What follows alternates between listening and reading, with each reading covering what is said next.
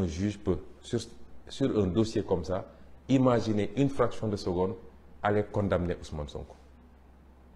Et voilà où on en est. Et c'est pourquoi, malgré toute la manipulation médiatique, le peuple sénégalais n'est pas dupe et comprend ce qui est en train de se passer. Et c'est à ce même peuple sénégalais que je lance un appel. Ils vont chercher toutes sortes de parades pour trouver, ne serait-ce qu'un petit prétexte pour essayer de condamner Ousmane Sonko. Ce procès a déjà été fait par le peuple sénégalais. Le président Macky Sall veut nous faire croire que quand il mord, il ne lâche que quand ça coupe. Il ne doit pas avoir plus de détermination que nous. Ou alors on n'aurait pas la vérité avec nous. Il ne doit pas être plus déterminé que nous. Ni lui, ni son groupe de comploteurs, encore moins sa succursale politique, qui passe tout son temps à insulter, du matin au soir, à essayer de dénigrer, de jeter l'opprobre sur les gens. Je l'avais dit, je maintiens mon gatsa, œil pour œil, dent pour dent, parce qu'ils ne sont pas plus nombreux que nous dans ce pays. Ils ne sont pas plus déterminés. Nous n'avons pas à fléchir devant Macky Sall, parce qu'il n'est pas dans le vrai. Et on lui a donné toutes les opportunités possibles pour comprendre que la voie qu'il s'est choisie est sans issue. Mais apparemment, il n'en fait qu'à sa tête, parce qu'il croit qu'il a la police, la gendarmerie et quelques magistrats, il peut faire ce qu'il veut. Je vous ai toujours dit que je suis prêt au sacrifice ultime. Ce n'est pas pour autant qu'ils vont essayer de m'assassiner pour dire c'est lui qui avait dit qu'il serait, donc il s'est tiré une balle. Non, je ne suis pas suicidaire. Je sais ce que ça veut dire dans ma religion. Mais je me battrai avec tous les moyens qui sont à ma disposition contre l'injustice. Et j'appelle tous les Sénégalais à se mobiliser à nos côtés. Parce que si Macky Sall arrive à ses fins avec Ousmane Sonko, mais rien ne le retiendra plus dans ce pays. Et vous le savez, ce sera la dictature totale. Il avait réussi à se baliser tout un boulevard et c'est au dernier moment qu'il a vu sortir de nulle part un Ousmane Sonko et ça lui a posé un problème. Et donc, j'en appelle à tous les Sénégalais, la jeunesse particulièrement, parce que c'est votre victoire qu'on va vous voler.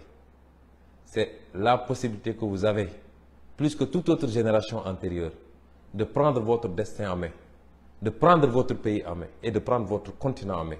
C'est ça qu'on va vous voler. Et c'est le même système qui veut aujourd'hui vous voler ça. Et se perpétuer dans la corruption, dans le détournement de deniers publics, dans les choix non prioritaires, dans la compromission des intérêts nationaux. Est-ce que vous allez l'accepter? On essaie de vous amadouer. On essaie de prendre soi-disant des influenceurs de partout, etc., pour détourner la jeunesse que vous êtes. Et j'ai conscience que vous êtes aujourd'hui une jeunesse complètement au fait des réalités. Vous avez conscience des enjeux. Et c'est pourquoi j'ai confiance en vous. La jeunesse d'abord, mais toutes les femmes du Sénégal. Parce que quand le pays va mal, les premiers à être fatigués, c'est les femmes. Parce que c'est elles qui gèrent les foyers. Elles ne peuvent pas tourner le dos à la famille. Vous êtes concernés par cette bataille. Les personnes âgées, mais tous les secteurs professionnels et socio-professionnels. Agriculteurs, transporteurs, artisans, marchands ambulants, étudiants, élèves, et j'en passe, enseignants. Vous êtes tous interpellés aujourd'hui. Ce combat est le vôtre avant d'être même celui de Sonko. Je n'en suis qu'un élément. Et notre rôle, c'était de gagner le pari de la conscientisation. Et je pense que vous êtes tous conscients maintenant des enjeux. Nous sommes à 8 mois de la fin de cette première partie de notre parcours. Parce qu'à partir de 2024, s'il plaît à Dieu, nous ouvrons une autre page qui nécessitera l'engagement, la détermination, le patriotisme de chacun et chacune d'entre vous. Ne laissons pas passer cette occasion, parce que nous le regretterions tous. Ne laissons pas passer cette occasion, quelquefois par, excusez-moi d'un certain nombre de termes que je vais utiliser, quelquefois ça peut être par ignorance pour certains.